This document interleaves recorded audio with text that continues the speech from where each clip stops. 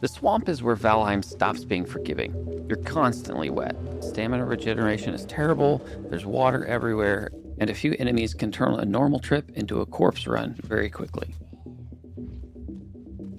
So I've beaten the swamp before, and on this playthrough I'm working through it again. If there's one thing that coming back here has reminded me, it's that surviving the swamp isn't really about being good at combat, it's more about preparation and controlling how you move through the biome. Here's what works for me. First, food. My current swamp loadout is Queen's Jam, deer stew, and jerky. All of these can be made simply within the Bronze Age with resources in the meadows and Black Forest. That gives me a balance of health and stamina that works well with how I play. And stamina is incredibly important in the swamp. You're going to be running, blocking, attacking, mining, and occasionally getting the hell out of there. I also carry bear meat as a backup. If one of my main foods runs out, then I've got something ready instead of suddenly running around with an empty food slot. You can use the foods that work best for you, but there's one thing I consider absolutely mandatory. Do not enter the swamp without poison resistance mead. Blobs, leeches, and other sources of poison can end a run surprisingly quickly, especially when you're already fighting something else. If you're wondering how much to bring, the answer is more. I'd rather come home carrying unused mead than be deep in the swamp and run out. And before you leave home, make sure you are rested. You're gonna be wet constantly, so stamina regeneration is already not working in your favor, so you need to be rested. Good food, rested, plenty of poison resistance mead, then you're ready. For armor, I personally prefer to stay light. I use lighter armor like the bear or troll armor because I like the mobility and the improved ability to sneak. I am sacrificing some protection, but my strategy isn't to stand in the middle of the swamp and kill everything in sight. I want to control when and where the fight happens. For weapons, I like a bronze knife. The knife's fast attack lets me deal with things like blobs, skeletons, leeches pretty quickly without draining much stamina. But for Draugrs, I prefer the sword.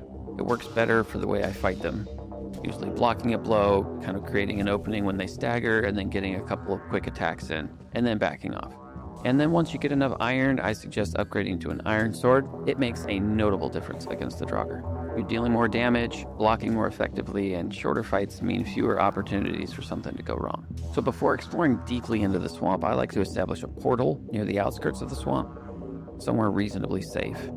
I'm always thinking, if I die in here, how am I going to get back to get my stuff? But in addition to that portal, I also carry materials for another portal, because my main objective when exploring the swamp is to find a sunken crypt. Once I find one, I'd like to place another portal down nearby, oftentimes right on top of it, so that I can easily move between the crypt and home. Now you may be saying, hey, you need a portal on the other end, and that's right. That's why before leaving home, I put down a new portal, then I can easily link them once I get it built in the swamp. But remember, iron cannot go through the portals, but you can, and that's incredibly useful if things go badly.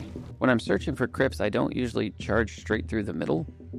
I skirt the outside, I kind of move slowly and look around, and I use my bow whenever possible. If I can eliminate some enemies before they reach me, that's one less fight that's going to drain health and stamina. So remember, the objective here isn't to kill everything, it's to find the crypts. Once I spot one, I try to reach it without alerting half the swamp along the way. And then there's this guy. If I run into an abomination, I kind of prefer to keep my distance, skirting around it and using arrows.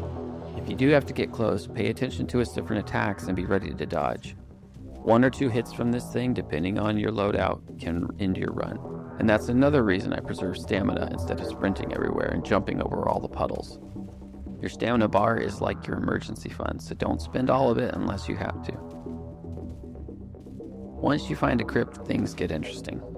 They're narrow and dark, and they're filled with water, so you're wet all the time.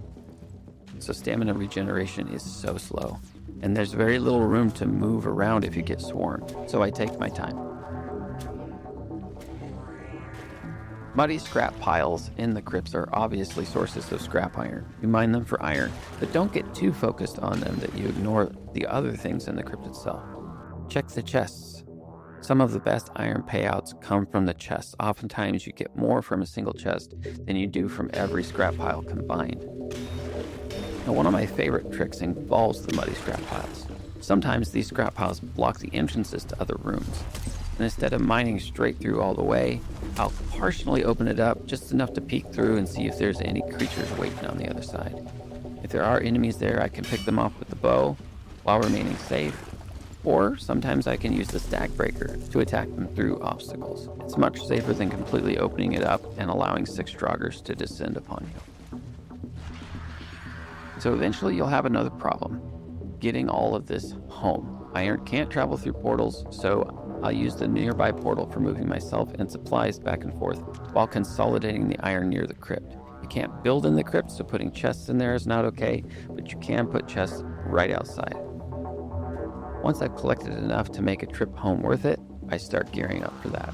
And once that iron starts turning into better equipment, especially something like an iron sword, the swamp becomes noticeably more manageable.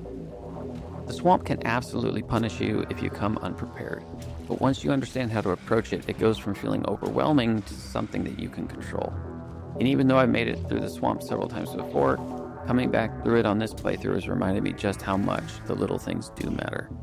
Good food, plenty of poison resistance mead, managing your stamina, picking your fights, having a safe portal home, and having a plan for getting yourself and eventually all that iron back home. But I want to hear from you. What's your best strategy for surviving the swamp? What's your favorite loadout? What gear do you usually run? If you've got a trick I missed, drop it in the comments. There are 100 ways to approach things in Valheim, and I'm curious how everyone else handles this place. I've got plenty more Valheim coming as this playthrough continues, to subscribe if you want to follow along.